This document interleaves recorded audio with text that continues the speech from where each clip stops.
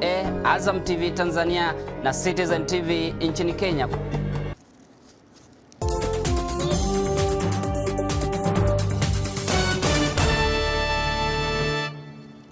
Hello, I'm Esther Githu. Welcome to Africa 54. Here's what's coming up.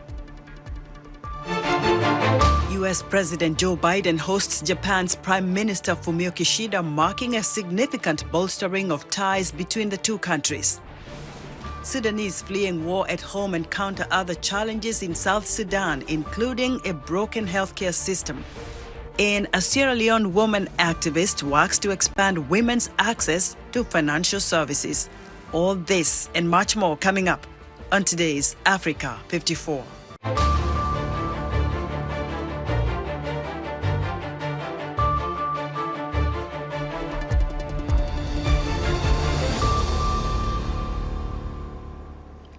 We begin here in Washington, where the United States and Japan celebrated their decades-long alliance Wednesday night. President Joe Biden hosted Prime Minister Fumio Kishida at the White House for a state dinner. The Japanese leader's visit marks a significant strengthening in defense and technology ties. White House Bureau Chief Patsy Widakuswara has this report. President Joe Biden rolled out his diplomatic red carpet for Prime Minister Fumio Kishida of Japan, calling him a visionary and courageous leader in Asia and beyond. When Russia began its brutal invasion of Ukraine 2 years ago, he did not hesitate to condemn, sanction, and isolate Russia and provide billions in assistance to Ukraine. The leaders unveiled new initiatives, including a joint lunar mission, investment in semiconductors and clean energy, and research on quantum computing and artificial intelligence. But the strongest focus is on military deterrence, enhancing cooperation not only in the South China Sea, but also in the air. For the first time, Japan and the United States and Australia will create a network system of air, missile, and defense architecture. There will be an upgrade of command and control of American and Japanese soldiers, increasing force interoperability. With ramped-up defense spending and high-tech capacity, Tokyo is a key player in Biden's regional strategic architecture to deter China. Japan is set to begin supporting the AUKUS partnership between the U.S., Australia, and the United Kingdom, said Kishida. For Japan to have a direct cooperation with AUKUS, nothing has been decided at this moment. Going forward with U.S., UK, or with Australia, with such countries in bilateral or multilateral frameworks, we will continue cooperation. Biden and Kishida will expand their meeting into a trilateral summit Thursday, adding Philippine President Ferdinand Marcos Jr., another U.S. ally. That meeting will focus on freedom of navigation as tensions in the South China Sea ramp up between Beijing and Manila. Chinese Foreign Ministry spokesperson Mao Ning said the U.S. move stoked confrontation. No external intervention will affect China's will and determination to safeguard its territorial sovereignty and maritime rights and interests. Kishida also came to the defense of Washington's cherry blossom trees, offering to replace the hundreds that must be removed due to construction. The Japanese government gifted the original 3,000 in 1912, delighting Washington tourists each spring. Wednesday evening, the U.S. president hosts a state dinner for Kishida, the fifth foreign leader provided with the honor since Biden took office. Patsy Widakuswara, VOA News. The United States will make a push of more than $100 million in additional funding to respond to the conflict in Sudan. Special Envoy Tom Perriello said Wednesday he hopes that partners around the world will put greater priority on the Sudanese civil war and that more countries will step up at a donor conference in Paris on April 15. The date marks a year since the conflict erupted into heavy fighting between the army and the paramilitary rapid support forces. Political violence in Sudan is forcing thousands of refugees, many of them children, to neighboring South Sudan for safety. There, they face a different threat, a collapsing healthcare system. Sheila Pony reports from Renk, Upper Nile State, South Sudan. Refugees fleeing fighting in Sudan arrive in Joda, a transit point between Sudan and South Sudan. 12-year-old Bahita Al-Mahad endured the grueling multi-day journey on foot shortly after being diagnosed with breast cancer. Bahita is feeling sick today, and her mother, Naima Abdallah, speaks for her. It started with some rashes and chest pain. Then it developed into something hard, like a stone. Her skin started to fall off, and it was getting worse and worse from there. That is when we realized that it was something serious. According to aid group Save the Children, more than 600,000 Sudanese refugees and South Sudanese returnees have crossed into South Sudan since last April. The region is already facing a severe hunger crisis and an overburdened healthcare system. For the new arrivals, this border town proved less than they hoped for. Upper Nile State Minister of Information, Lucas Sadala, says deaths in the camp are on the rise. I have recorded 194. From 194, only one women and one man. The country's health sector got a shock earlier 2023 when international donors cut their contributions. Yolanda Awel-Deng, South Sudan's Minister of Health, says her team is struggling to fill the gap with its small share of the country's total budget. As you know very well, the budget of the Ministry of Health is barely 2%, it's 1.8%. And even that 1.8%, we don't get it. So, and when we get it and we try to push, the amount of commodities and also the personnel we take there is not enough. Aiwel Lual Aiwel, the medical director at Reng Civil Hospital in Upper Nile State, explained local medical facilities are not equipped to handle chronic diseases. Patients with cancers like breast cancers, cervical cancer, and a different form of cancers, and others they were on chemotherapy, and when they came here, as we are a county hospital, and there are some cases we cannot be handling them. Bahita Al-Mahad's mother says her daughter survives on one meal a day and her condition has worsened since arriving in Jordan. Some families say they will stay in South Sudan, while others such as Bahita hope the war back home will end soon so they can return to Sudan and get the specialized treatment they need. Sheila Oponi, VOA News, Reng, South Sudan. Somalia is working with international agencies such as the International Organization for Migration to establish shelters for internally displaced people as well as returnees. IOM has actively been involved in stabilization programs for the East African country. For more on these efforts, I'm joined by Franz Celestine, Chief of Mission for International Organization for Migration in Somalia. Franz, welcome to Africa 54. Thank you for having me. Somalia is a country that we need to focus on because there have been a myriad of problems there. But first of all, how is IOM addressing the dire humanitarian situation facing thousands of Somalis affected by the ongoing conflict in that country? IOM is working with the government of Somalia, the federal member states, the donors, and other UN partners to address the needs of Somalis in the camps by providing shelters, by providing hygiene kits, and by providing the necessary items for them to survive. We work at all levels to provide that support, to not only provide life-saving, but also the comfort that they need. So we work across the board with all the partners to make sure that happens. And that includes camp management and camp coordination to make sure that services are delivered and the quality of the services meet the standards of the international system. We're seeing a lot of Somalis really struggling to find better living conditions, especially even within Somalia itself. Mm-hmm. How much of this would you attribute to the effects of climate change? Climate change is having a serious impact on Somalia. Somalia is one of the least countries that emits carbon in the atmosphere, but now we're seeing it facing the brunt of the impacts. We went from 5 failed rainy seasons that induced a drought that took Somalia to the brink of famine, and 2 months later, flash floods that inundated most of the country and displaced a lot of people. What we've seen, Somalia has 3.9 million people displaced. 2.4 of that is displaced by climate-induced weather phenomenon. Mm-hmm. So we see that, and this is why Somalia now is one of the fastest urbanizing countries in Africa, because people are being pushed from their place of habitual residence into the urban centers, which doesn't necessarily have the capacity to support them. How about, how are you doing in terms of, IOM helping resettle those Somali returnees that are coming out of Yemen, where they fled to, and others from Libya?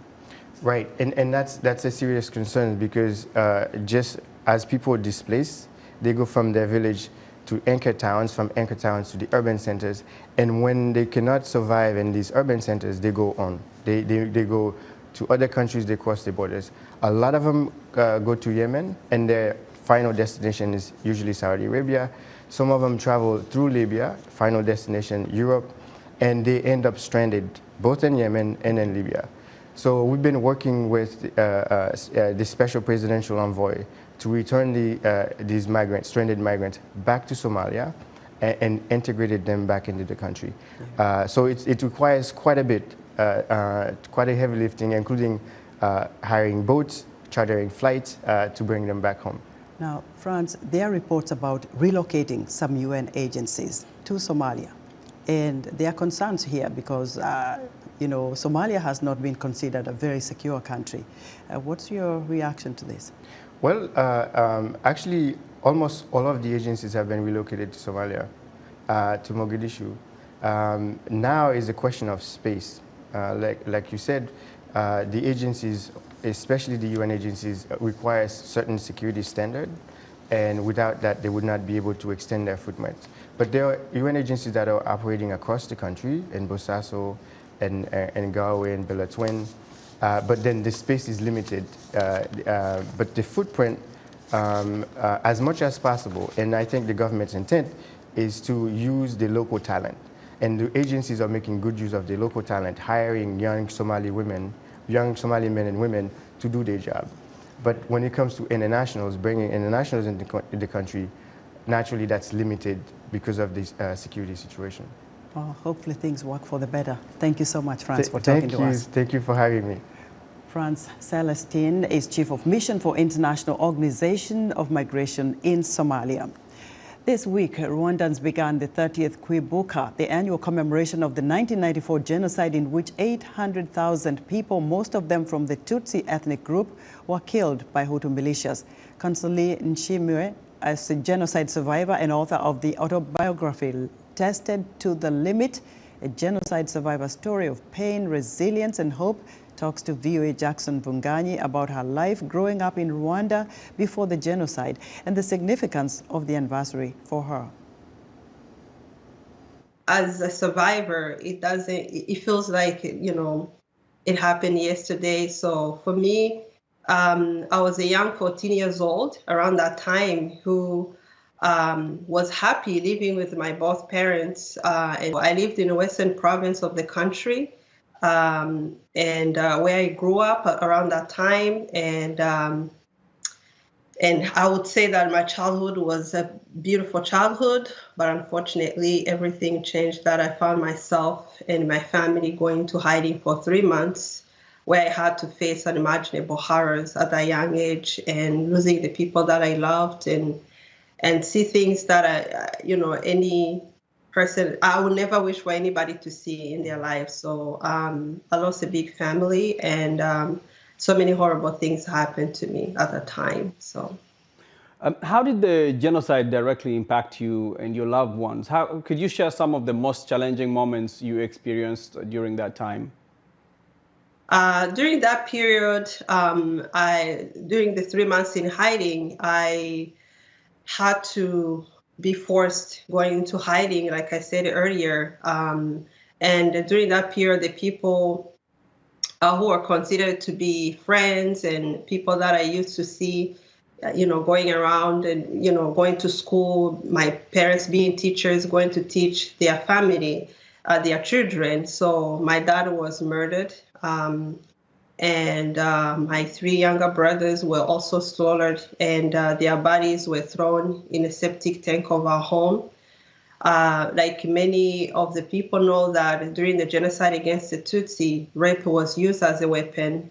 And as a young woman at the time, it was not easy to escape that. So I had to, I faced that. I was raped, and like many other young girls and women, and those are the most horrible, some of the most horrible things that I had to face during the genocide against the Tutsi.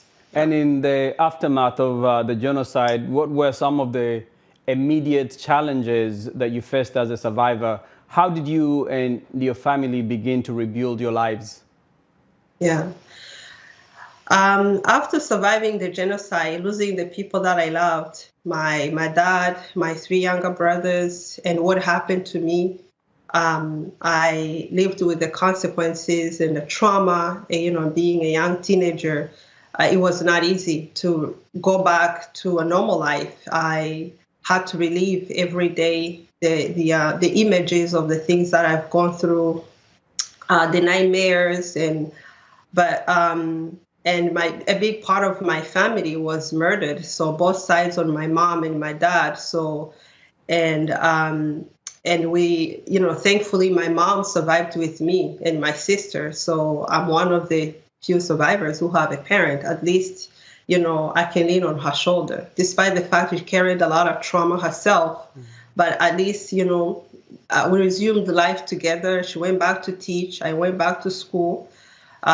Carrying so much pain within, but at the same time, like any other survivor, I had to, keep moving on and trying the best I could to, to start a new life, even though it was not very easy. That was Consolee Nshimwe, a Rwanda genocide survivor and author, speaking to VOA's Jackson Vunganyi. O.J. Simpson, the American football star and actor who was acquitted in a sensational 1995 trial of murdering his former wife but was found responsible for her death in a civil lawsuit, has died at the age of 76.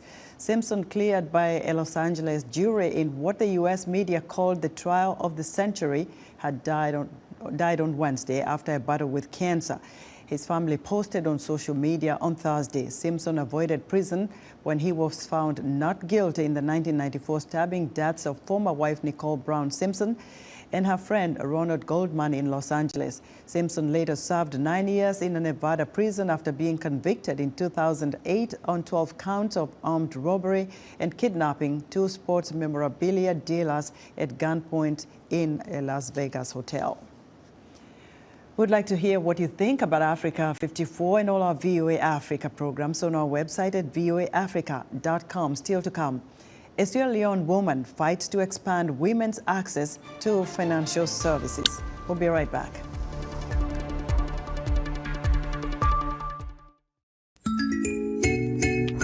Money is one of the leading causes of disputes, even divorce in marriages. This week, we get tips from financial experts as well as couples' testimonies on what works and what doesn't when it comes to handling love and money.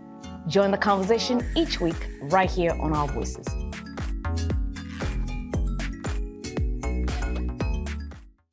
You're watching VOA's Red Carpet. My name is Jackson Vunganyi. Thank you so much for joining us each week right here on Red Carpet. We bring you the latest in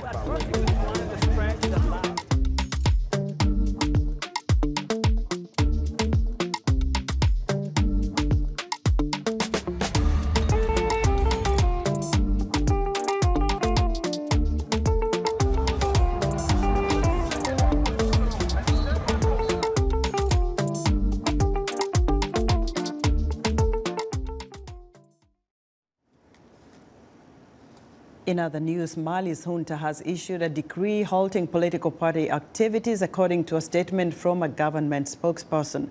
The decree suspends until further notice all activities by political parties and associations of a political nature on the grounds of maintaining public order. Mali has been under military rule since August 2020. Moderna, a pharmaceutical and biotechnology, said on Thursday it has paused its plans to build a vaccine manufacturing facility in Kenya following a post-pandemic decline in demand for COVID-19 vaccines. The move is in line with Moderna's strategy for resizing its manufacturing network to cut costs. And Russia has begun diesel export to Sudan as Moscow seeks new markets for its refined products after an European Union embargo. According to SED data, since the full EU embargo on Russian oil product imports was imposed in February 2023, diesel supplies have been diverted to Brazil, Turkey, countries in Africa, Asia, and the Middle East, as well as ship-to-ship loadings. In sub-Saharan Africa, only 37% of women have bank accounts, while men account for 48%.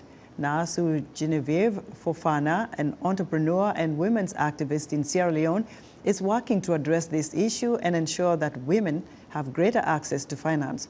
In an interview with VOA's Paul Ndiho, Fofana discussed the reasons behind the low gender gap in access to finance. I have gone through the experience of not being able to access loans as an educated person, as somebody who had her own money, as somebody who accessed loans at very high and painful interest rates because I needed it to push my business. So 15 years ago when I came to Sierra Leone, I started a business. I had invested my life savings into doing this business, and it came to a point where I needed a little bit of support. I needed just over $5,000. After I spent over $100,000, set up everything. And I borrowed that money from the bank at an APR of 28%. And so from that experience, I thought to myself, that whatever we are doing in the realm of advocacy, we have to have our own money as women. And we need the banking system to work for us. But women in the informal sector. Now, why women in the informal sector? These are women who are, I would say, the most trusted bankers in the world because they're informal. Of course, this is where the majority of our money sits. And the Sierra Leone Commercial Bank decided to partner with us. We had an MOU, and later we had a convention agreement. We decided to build a product which is called the Women's Banking Product, which was approved by the Bank of Sierra Leone. And so once that was approved, we also worked together to establish a special unit within the Sierra Leone Commercial Bank called the Women's Banking Unit. Granted, now you have this structure where you are cooperating with the Sierra Leonean Commercial Bank. You have gotten to that point where things seem to be streamlined. How do you convince them that putting their money in a bank is safer than keeping that money in a box or under a mattress? It was not easy, but we were guided by the Market Women Association. If I had gone in there on my own, it would have been more difficult. Because we collectively did this together, it was easier for them to believe their market cheerleaders than just me. We are offering 5 to 9% interest rate based on their business cycle. So it's very flexible.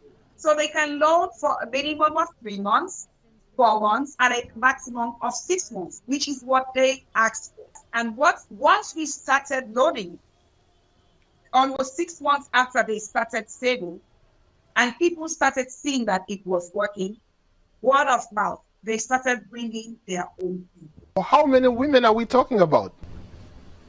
As we speak, we have close to 4,000 women on our books, and we have given loans to up to 150. We are having women coming for loans every month from $50 to $10,000 so far. That was VOA's Paul Ndiho speaking with entrepreneur and women's activist Naasu Genevieve Fofana. The U.S. state of Ohio was long a solid indicator of American political opinion, choosing the winning presidential candidate in every election from 1964 to 2016. VOA correspondent Scott Stearns reports that Ohio now appears more conservative, presenting a challenge for a Democratic Party trying to re-elect President Joe Biden and keep control of the U.S. Senate. For decades, Ohio voters backed the presidential candidate who would go on to win the race. The Midwest state became a bellwether for presidential campaigns, in part because it represents much of America, says University of Cincinnati politics professor David Niven. Ohio has a massive agriculture base and a massive manufacturing base and regional economic diversity. So it voted a lot like America because its economy was a lot like America. Ohio voters twice chose Barack Obama for president, then backed Donald Trump in his 2016 win.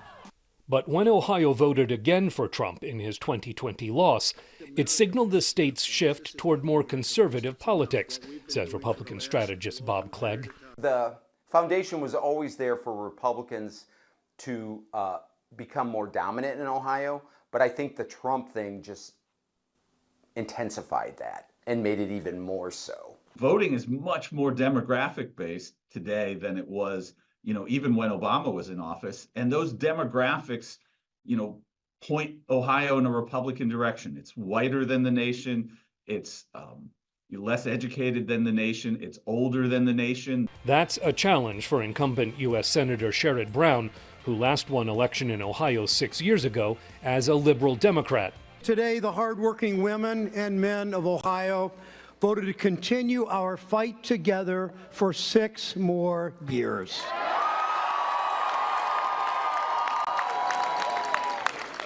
You all showed the country that progressives can win and win decisively in the heartland. This time, Brown is running against businessman Bernie Moreno, with Republicans looking to flip the seat and regain control of the U.S. Senate. Moreno told supporters that he wears his endorsement from Donald Trump as a badge of honor. I wonder whether Sherrod Brown is going to wear with honor his 99% voting record with Joe Biden. One bright spot for Democrats is how strongly Ohio voters last year rejected a Republican push to limit abortion in the state. Reproductive rights activist Veronica Ingham says the result showed that Ohioans vote outside their political parties. Americans support abortion rights and will turn out to vote to protect these rights. Voters last night made it clear that this is not a partisan issue. Ohioans across the political spectrum don't want government involved in their personal health care decisions. But defeating Ohio Republicans on reproductive rights may not transfer to this presidential race. When you put core value questions on the ballot, Ohioans are mainstream moderates to liberal. They are not hardcore conservatives. But when you put candidates on the ballot, they reliably vote Republican. It's one of the odd incongruities of politics. In this presidential race, real clear polling averages of public opinion polls show Trump with a 10-point lead over Biden in Ohio. Scott Stearns, VOA News. And that's our show for today. Be sure to watch Africa 54 on our website at voaafrica.com. From all of us here in Washington, thanks for watching.